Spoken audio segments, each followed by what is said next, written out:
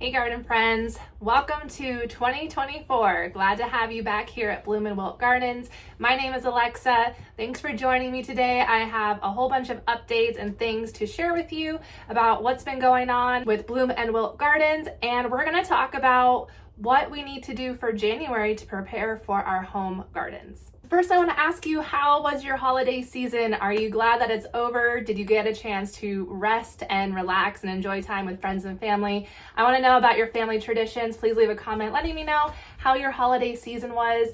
For us, it was a really good time. It was a time that we got to relax and just take a break off of work, but I also use that time as an opportunity to get some personal projects done, especially with the Bloom and Wilt Gardens channel and some exciting things that I worked on there, and got to spend time with family and saw some of my friends, and it was just really good. And I'm glad that the month of December was just kind of more calm and relaxing, and there wasn't a whole lot of garden stuff that needed to be done.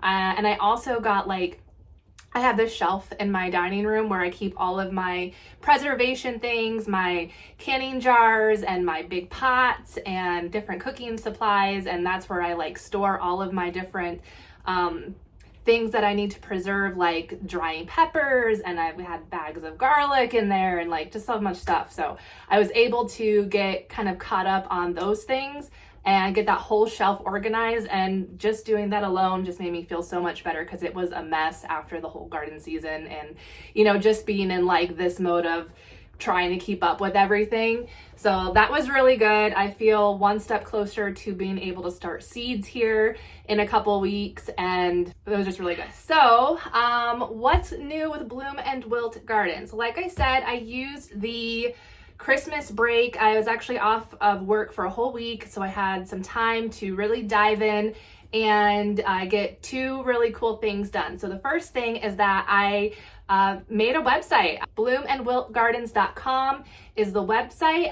Really excited to launch my first website and get that up, where I have a product section. So I'm going to have different digital products available for sale, and we'll also have some freebie stuff.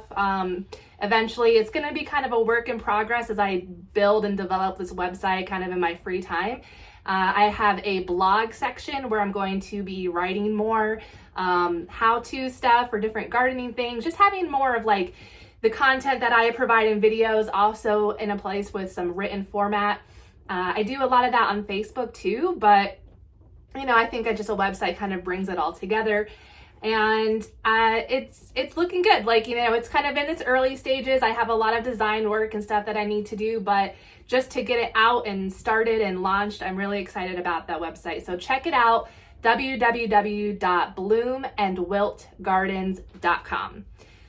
And the other thing that I was able to get done during the Christmas break, which I really wanted to make sure I had this project finished before the new year, is that I put together a 2024 Home Gardener Get Started Guide. It is a 12-month guide every month of the year. I'm giving you tips on what you're gonna plan for within that month. So things that you need to do, kind of maintenance stuff or get ready stuff in your garden, what you're planting, things that you're going to be sowing seeds for either indoors or outdoors, things that you can transplant when and where, what you need to prune. So just think of cutting things back, the vegetation and different things that you don't want, or things that you need to prune so that can encourage more growth, what you get to pick within that month. So when generally some harvests are ready to be picked, and what you're going to preserve. So you're going to pick all this harvest, and then you need to kind of know what to do to preserve your harvest, because if you're growing any large quantity of food, you may not be able to eat it all in time. And if you don't want to, I grow a lot of food because I want to preserve stuff so we can eat it for long periods of time.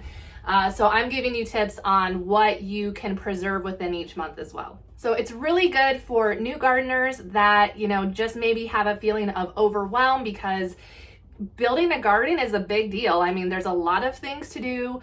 And I want to help you break it down a little bit each month, so that way you can kind of keep track, keep up with things, and some of those questions of like, I just don't know where to begin, I'm giving that to you in this guide. I also have a calendar and monthly reflection pages, so you can use the calendar to write down dates of when you're starting seeds or when you're transplanting things or when you're harvesting things, just so you can kind of keep an easy way to track on a calendar, like when things are happening. So that way you can look back on it later, like next year, and kind of get that idea of, all right, when were you planting and sowing things and harvesting things? And then I have monthly reflection pages where it's some simple questions asking you things like your top 3 accomplishments for the month, like what are you most proud that you did? What maybe is still in progress? If you have any like projects that you started, maybe you're building garden beds and you're just kind of keeping track of things that you've started that you need to continue on next month. What are some things that you want to learn more about? And just different observations like that. So again,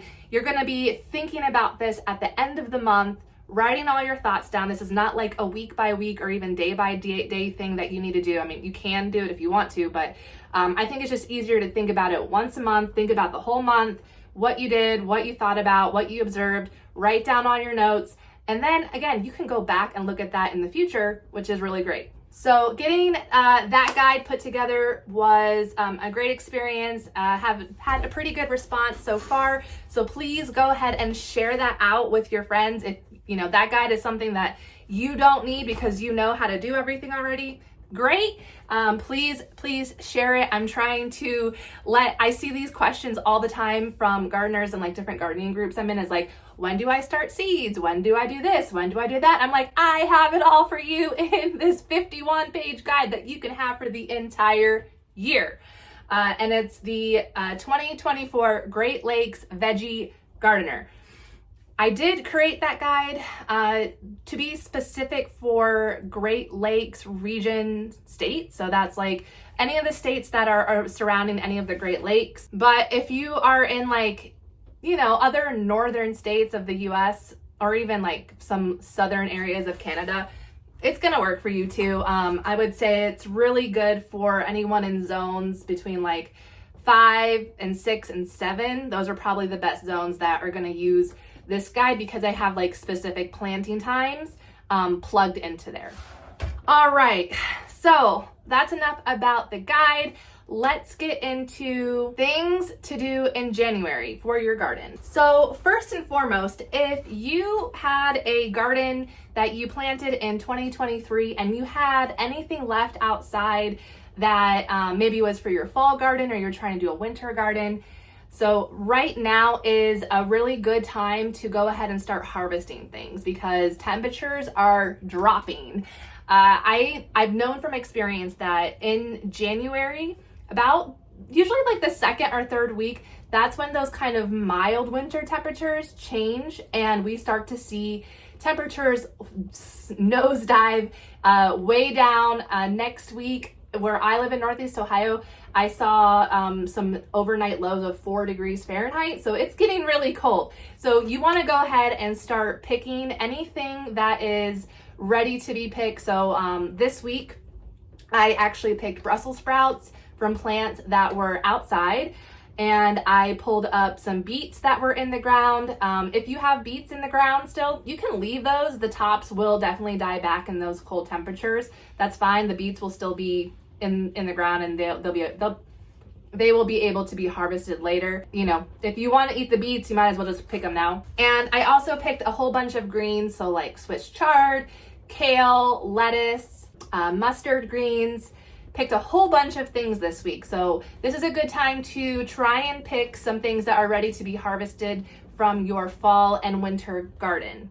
And then with that in mind, if you have the means to want to try and save your plants that are still growing, maybe they're small, maybe you want to keep them just going a little bit longer, you're gonna want to cover them with some kind of frost fabric and plastic.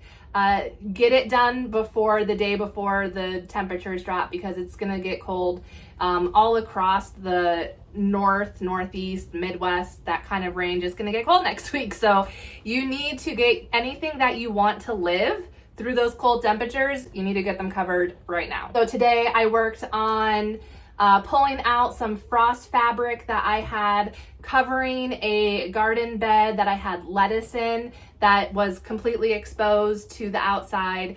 And I covered that with frost fabric, and then on top I covered it with a layer of plastic. You don't want to put plastic directly on your plants because that will actually cause them to get like a freezer burn situation. So you have to have your fabric and then any plastic on top. And then in my greenhouse, since the whole thing is big and covered obviously in plastic, that is my adder protection. And then I took that frost fabric on the inside and then covered the plants on the inside with that frost fabric as well, because it's not a heated space and I know that they're going to need a little bit of help. So I'm hoping that keeps everything cozy, comfy, warm enough, especially like their root systems, to survive through our 4-degree temperatures. And it wouldn't surprise me if we went below 0 at some point, from now until March, because usually February gets really icy cold, bitter icy cold here in my area of Ohio. And I know that like everyone's got the gardening itch right now. So there's a lot of things that we can do to start planning for our 2024 garden while we're stuck in the house, trying to stay warm from all this cold. And these are things that I'm going over in the guide. So I printed out a copy for myself. It is a digital download, by the way. So if you're looking at buying the guide, it's a digital download. And if you want to have a printed copy, you do have to print it out yourself. If you don't have a printer, libraries are a great place to go and print these out, especially because they have those nice big commercial printers that are like the laser ink or whatever. So it makes the pages look really nice. I mean, look how nice these pages look. And then if I get a good response on these guides, like if it seems like there's a lot of interest and I make a lot of sales next year, I would love to do this in a printed format that I can like ship out to people. But since this was like my first digital product, I was nervous to go that route, thinking like, what if it doesn't sell? And I've sold 20 copies so far in the last 2 weeks. So I'm really excited that there's traction on it and I've gotten some great support from people. But I need to sell a lot more in order to make enough to invest in next year to get printed copies made for 2025. So buy a guide and then next year I can make printed copies. So anyways, we're going to talk about what to plan for in January. So getting a garden layout is something that I would recommend. And that can be really simple, of just designing on a very simple piece of paper. It can be a blank piece of printer paper, whatever you have. And just sketch out like some squares or some triangles or some circles of like where you want your garden spaces to be, what you kind of want them to look like. And then think about the things that you want to plant. What do you eat the most at home? What are some things that you're interested about trying? And I want you to conceptualize what that might look like in your growing space, and just like very roughly sketch out, write notes of all these different plants and where you want to kind of plot them. And you can change this. Like, this is not a layout that you're going to need to commit yourself to forever. Like, this can be the first version, and then you can have versions that you're creating in February or March as things change, and really lock in like that plan of what your garden to look like. Because in May, when it comes time for like planting season, it's going to help you so much to already have a plan of where things are going to be planted, so you don't have that like overwhelm later on when you're like, oh, I have all these plants and I have these seeds and I don't know where things need to go. Like, start thinking about that now, write it down so you can pull that piece of paper out in May and like you already know where things are going to go. You don't have to think about it. And now is the good time to start looking online or in stores for seeds. Especially if you're buying stuff from online seed sellers. They tend to sell out of like unique, rare varieties kind of quickly. So January is a good time to start looking and buying your seeds. So again, as you're like planning your garden, you can be on the websites looking at all of the different seeds that are available, what catches your eye, write it down on your paper, and then put it on your garden design page and just start plugging in where you want things to be, all those things you want to grow. You want to figure out what is the first and last frost date for your growing season for 2024. So you can go on a website like the Farmer's Almanac. I know there's a little tool there where you can type in your zip code and it will tell you when your last frost date is. And for us in these northern climates, usually that's sometime between like late April to early June. Somewhere in between there is usually when we're gonna see our last frost. So you don't want to plant anything that is like frost tender, like tomato plants or pepper plants or squashes or beans. You need to wait till that last frost date passes. So it's good to, for your planning, figure out when that is, so then you can start to think when you need to plant your seeds. You'll figure out at the same time like what your first frost date is that will come later this fall, and then you're gonna write that in your garden journal or your garden planner. So again, when we're thinking about fall gardening, winter gardening later on in the middle of summer, that's when you're starting those plants. And you need to figure out, okay, when's my first frost date? How far back how many months, weeks back do I need to start? Whatever plant variety that you want to grow within that time frame. Again, we're thinking through all the things that we're going to need later on this year, but we're going to get it all written down right now. And as we're in this like garden planning mode and like, oh, I gotta get my hands in the soil, start thinking about all the supplies that you need. So if you've been gardening a while, you may have a lot of supplies already. Great. If there's anything that has been broken or, maybe just doesn't work as good anymore, or just old, or you're just like, I need something new, go ahead, buy those things now. And if you're just starting, it's really great to start sourcing your materials early, getting a little bit out of a time, because I know, again, as a new gardener, there is an investment that you're gonna make just to buy all of your supplies, which, could be seed starting, pots, trays, grow lights, if you're interested in starting your own plants from seed.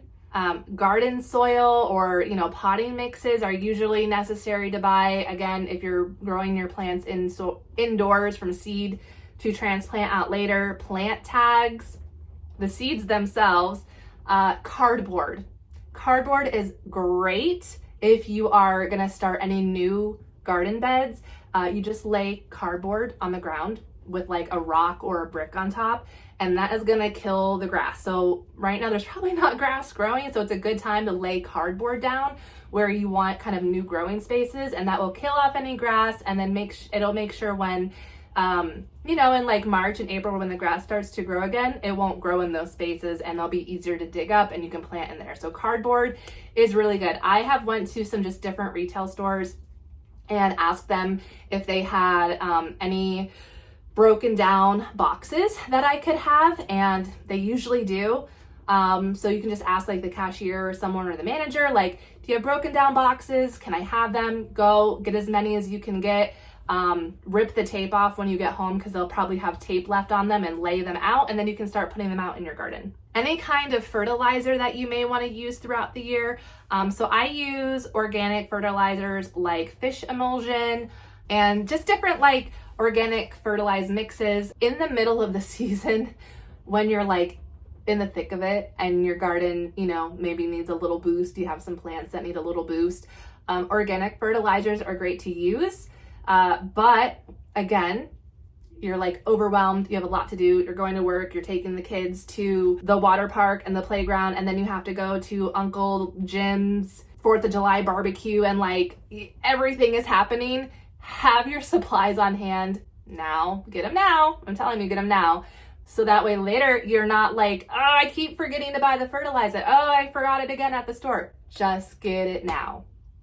Milk jugs is, so if you want to try winter sowing, you need some milk jugs. So if you drink milk in your house, start saving your milk jugs. If you don't drink milk, put a post out on your social media sites asking your friends and your families and your neighbors if you can have their empty milk jugs. If no one you know drink milk, go to a local coffee shop or a Starbucks or something like that and ask them if they have any milk jugs or other plastic containers that you can have to take home. These things that are usually just thrown away are great materials and resources to have for starting seeds through this winter sowing method. I did a whole video on it last year and I will link it, about winter sowing. And essentially you have a milk jug that you kind of cut open in half. You fill the bottom half with soil. You put some seeds in it, whatever variety of seed you want to put in there. You cover it back up, tape it, and then you're going to take that whole jug and you're going to put it outside right now when it's snowing and 4 degrees. You're going to put it outside and you're going to forget about it. And you're not going to do anything with the milk jug. It's just going to sit outside in the elements for the next like 3-4 months, 5 months in some cases. And it's just going to sit there, and you might have tomato seeds in there. And in May, beginning of May, you're going to be like, is anything going to happen? Is anything going to happen? And then one day you're going to peer into the hole, where the milk comes out, because you're not going to cover the hole. That little hole is going to stay open. And you're going to see little sprouts in there, and you're going to be so excited that you started seeds in these milk jugs outside, and you didn't have to do anything. You didn't have to water them. You didn't have to fertilize them. You didn't have to have grow lights in your house, right? All of it's just going to be outside, and they're going to grow when they are happy. When those seeds, when that specific variety of plant feels comfy to come out of dormancy, it will come out. So you could do spinach seeds, and those will start to germinate and pop up out of their seed shells like in March. Whereas, like I said, a tomato plant would probably be like, more towards May, late May, whatever. So winter sowing is a great way to start seeds if you don't have the means to start seeds like in your house under, grow lights and stuff like that. So make sure to check out the winter sowing video for more information on how to do that. In January, for pruning, there's, not a lot that we're going to be cutting back, but if you do have any kind of berry plants like raspberry bushes or blackberry bushes, January and February is a good time to prune those, because those plants are dormant, so they're not going to be able to get like diseased or anything like that. So you cut back the old wood, like the second year wood on those plants is like really woody. You can usually tell the difference because the old wood is like dark brown, very woody, where the new growth is more greener and pliable. Lots of information out there on how to prune like raspberry and blackberry bushes, but January is a good time to start thinking about that. We talked about picking out our seeds from the online seed stores. A lot of these seed suppliers also have catalogs that you can order, and they're usually free. Or I've seen them like in the grocery stores, where the magazines are. So that's a good thing to get now too, is like those catalogs if you like to have a physical thing to open and turn the pages. Plus they're really pretty, and I've used my seed catalogs like from years past where I do a little bit of scrapbooking, and I'll take those seed catalogs and cut out like the pretty flowers or whatever and add those to my scrapbook. So you can use those catalogs later on for like some crafting things, or especially if you have kids too. And so lastly, what we're going to be thinking about in January is some preservation. And this is the time where you're going to want to start practicing your preservation skills. If you've never done any kind of water bath canning or pressure canning, and those are things that you want to do and learn how to do, start learning how to do them now, because in August when you're making tomato sauce and you want to can tomato sauce, you don't want to be learning for the first time how to water bath can tomato sauce. Again, it's very overwhelming. Please, if you have any sort of like responsibility outside the home, or people that you have to take care of, or animals that you have to take care of, unless you have nothing else to do all day and you can completely focus your attention on one thing, then you might be fine to go ahead and learn how to do canning and preservation during the middle of the busiest part of the year with the harvest season in the summer. If that's not you, learn these skills now, because it'll make your life a lot easier. So it's a good time to like learn how to water bath can like jam, so you can buy some fruit and stuff at the store and cook that down to make jam. Learn how to water bath can that, or tomato sauce. Again, you can just buy a bunch of tomatoes, and you don't have to make like a huge amount, just like make 1 jar's worth. Learn how to pickle things, so you can get peppers or cucumbers and learn how to pickle those. Just use whatever grocery store produce is available and learn how to preserve it. Cabbage is a good thing to buy this time of year too, because we're like kind of in that cabbage season still. It was, you know, in the late fall, but there's still a lot of cabbage around that's probably at a decent price. And cabbage is an easy one to preserve with fermentation and make it into sauerkraut. I've done a couple shorts on how to make sauerkraut, and it's a super, super easy process. Like a child could do it, honestly. It would be a fun experiment to do with kids, actually. And so I'll go ahead and link those so you can learn how to make sauerkraut in a very easy way. So those are like the big things that you want to be thinking about in January. It's also a good time, I just remembered about sowing your onion seeds. So if you want to grow onions, I think the biggest onions always grow, for me, in my experience, from seed, from onions that I grew myself from seed. And January is a good time. January and February are good times to start your onions because they do take a long time to grow. They take like 110 days on average for them to grow. So we want to start them as northern gardeners. We want to start them now in January and February. Onions are one that you can start indoors, and they don't really need a ton of light either. So if you have like a sunny window that you can keep them in, that's good. I think I'm actually going to try and start some onions this weekend. I'm gonna do some indoors, but I think I'm also gonna do some in some milk jugs and do like a winter sowing of onion seeds as well, and compare how the two do, because the winter sown onion seeds will germinate much later, like probably not till March, whereas obviously anything I start indoors is going to germinate pretty quickly.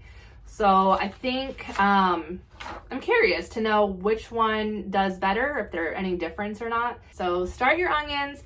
Same goes for celery. If you want to grow celery, that also takes a long time. I still have celery in my garden that I started seeds for, last January in 2023, and the plants are still in my garden. They're holding strong. Celery is like very resilient. And I think this weekend too, I'm gonna make some vegetable broth and get those celeries cooked, because it's gonna be really cold and all those greens are gonna die back. I don't have a ton of uses for celery. The celery I bought last year, the seed was called the Giant Prague celery. I got it from M.I. Gardner, and honestly, it was really good. Like, it's not a celery that you eat the stalk of, but you actually use the root ball and you cook that down for stock, and it tastes really, really good. So I might need to do more of those. The pink Chinese celery, I have that one out there too. I don't care for it. It's really stringy. It's really hard to eat. Like, I don't know what to do with that celery, and I probably won't grow that one again. And it wasn't even as pink as the packet made it look out to be. Like, it's kind of more of like a reddish green color. I don't know. So that is all I've got for you today about the January plan. And so let me know if you have gotten a start on any of these things yet. And as we're talking about seeds and seed shopping, I'd love to hear any of your ideas on like must grow things. I'm keeping a list on my phone, and I've already gotten some really interesting suggestions from people. Lima beans are one that I'm trying new this year. I've never grown lima beans before. And winter melon is one that I just learned about, so I have to do some research on that, but it's something that I guess can grow in the north in the fall. Very interested. Blue potatoes. I've been pretty basic with my potatoes, so I think I want to get some blue potatoes. So yeah, we're talking about seeds, and I need to buy my seeds. So if you have suggestions for any interesting seeds, let me know. I'm probably going to use actually a lot of seeds that I already have this year and grow a lot of things that I've grown in the past. So I'm only going to do a couple new things. I say that now, but once I get into like the websites, I'm going to see everything that I want to grow. And anyways, and if buying seeds is difficult for you, check out your local libraries, because they may have something called a seed library, and that's where people donate seeds and you can go and get free seeds.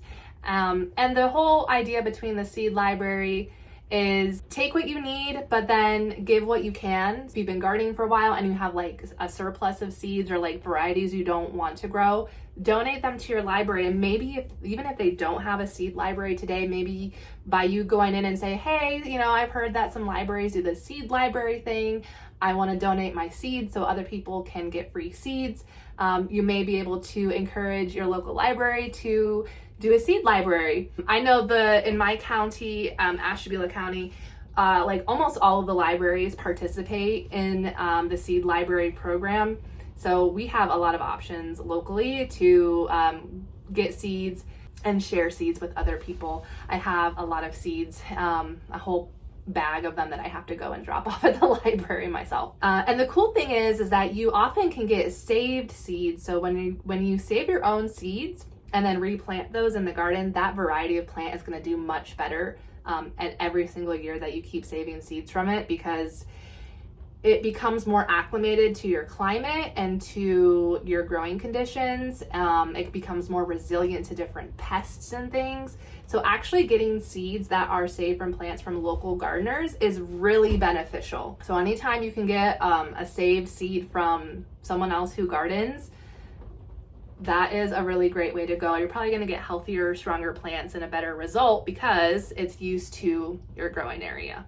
So I hope you all stay warm this January. And as you're thinking about seeds and varieties, I have a whole playlist on tomato taste testing. I've grown over 60 different varieties of tomatoes over the last several years, and every year I've done a taste test video at the end of summer when I have all of my tomatoes coming in, and I taste them and I show you what they look like and I give a little review on each tomato to kind of help you know, like, what does this tomato taste like? How does it grow? What does it look like? All those questions you might have to help you decide which varieties of tomatoes you might want to try.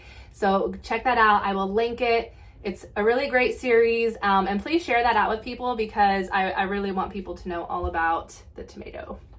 Okay, garden friends, thanks for watching this video. Share it out with a friend who you think should be gardening this year. We got to be growing our food, guys. If you look around in the world, there's some crazy things happening, and it's time to learn how to grow some food. And if all you can do is grow a little bit of lettuce in a container, just do it. Do whatever you can. Learn how to grow some food, big, small, and we'll see you on the next video. If you want to connect with me, I am most active on Facebook, actually. I have a really great community on Facebook and share lots of garden tips and things on there pretty much daily. So Facebook is where to find me the most. Second most active place is going to be TikTok, again, where I share different videos. I have a whole big collection of garden tips and stuff on there too. So connect with me on social media. If you have questions, I will answer them for you. Leave comments, I will comment you back, all of those great things. I'm here to help you grow your backyard garden this year. All right, take care, everyone. Bye.